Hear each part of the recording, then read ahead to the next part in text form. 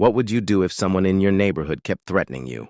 Not once, not twice, but over and over again, using HOA rules as a weapon? Because this homeowner didn't argue.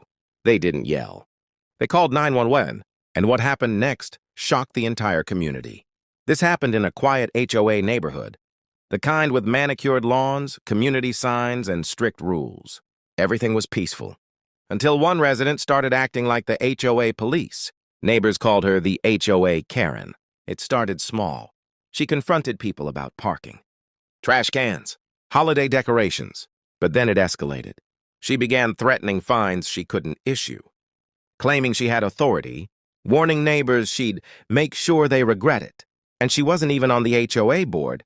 She showed up repeatedly, filming people, standing on sidewalks, knocking on doors uninvited. Families felt uncomfortable. Kids stopped playing outside, and the HOA board stayed silent. That silence made things worse. One afternoon, she confronted a homeowner again. This time, she raised her voice, made threats, refused to leave the property. The homeowner asked her to stop, asked her to leave. She didn't. So the homeowner did something unexpected. They calmly pulled out their phone and called 911.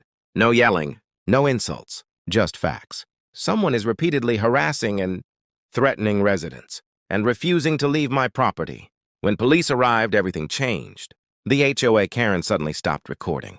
Her confidence disappeared. Officers explained something very important. HOA rules do not override harassment laws, and authority does not come from intimidation. She was warned formally, told to cease contact, and informed that repeated behavior could lead to charges. That moment echoed through the neighborhood, because people realized something critical. You don't lose your rights just because you live in an HOA. After that day, the threats stopped. Neighbors felt safer. The HOA board finally stepped in, and rules were clarified publicly, not through fear, but through proper process. Here's the truth. HOAs can enforce rules, but they cannot harass, they cannot threaten, and they definitely cannot replace law enforcement. If someone crosses that line, you're allowed to protect yourself. Follow for real HOA stories and homeowner rights before things go too far.